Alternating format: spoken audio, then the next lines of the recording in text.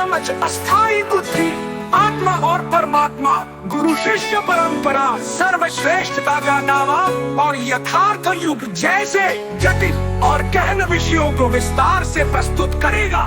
मैं इन विषयों को नए परिप्रेक्ष्य से विश्लेषण करूंगा, उनके आपसी संबंधों को उजागर करूंगा और समाज पर उनके प्रभाव को भी स्पष्ट करूंगा।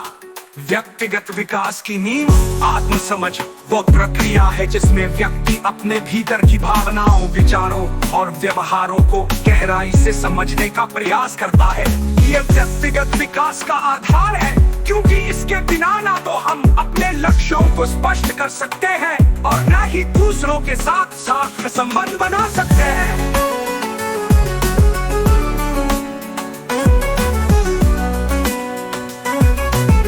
जब हम खुद को समझते हैं तो दूसरों की भावनाओं और जरूरतों को भी बेहतर ढंग से समझ सकते हैं। नेक आत्म समझ और नार्सिसिज्म में अंतर।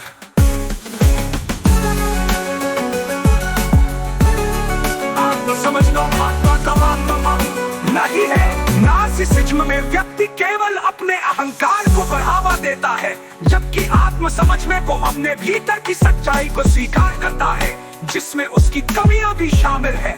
आत्म समझ एक संतुलित और विनम्र दृष्टिकोण की मांग करती है। मन की चंचलता को समझना।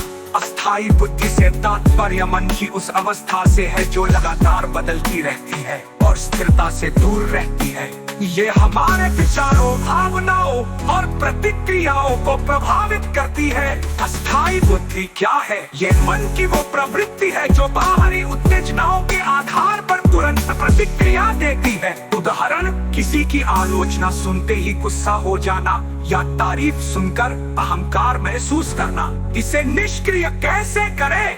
ये प्रथाएं मन को शांत और स्थिर करने में मदद करती है। नियमित ध्यान से हम अपनी अस्थाई बुद्धि पर नियंत्रण पा सकते हैं। अपने विचारों को देखना और समझना इसलिए जरूरी है क्योंकि ये हमें आवेगपूर्ण निर्णयों से बचाती है और जीवन में संतुलन लाती है। जब हम खुद को समझते हैं तो दूसरों की भावनाओं और जरूरतों को भी बेहतर ढंग से समझ सकते हैं।